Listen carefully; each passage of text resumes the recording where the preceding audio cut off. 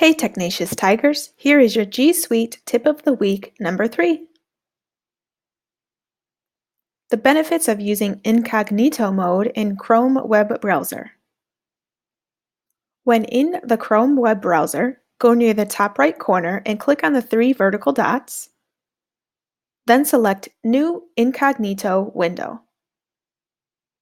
You may notice that the Chrome web browser turns a dark charcoal gray or a black color, and it notifies you that you've gone incognito.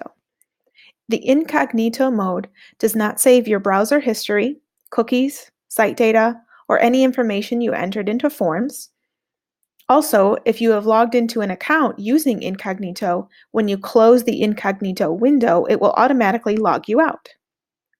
This may be particularly helpful when, say, you're at a training with a colleague and your colleague needs to borrow your computer for a minute to log into one of their accounts and grab some information that is useful for the training. They can use an incognito window, and then when they close it, none of their data will be saved and they will be logged out of that account.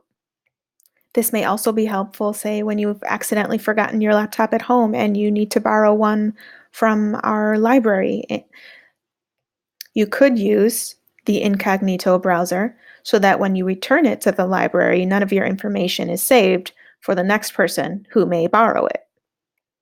I've also used this when, say, I'm displaying something on the smartboard and I want to show the student view of, say, for example, Google Classroom, or the student view of Achieve or Smarty Ants, but I don't want to log out of my teacher account.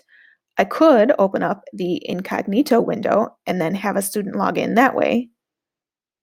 That way I'm still able to access both the student view and the teacher view, and when I close that incognito window, none of that student's data is saved.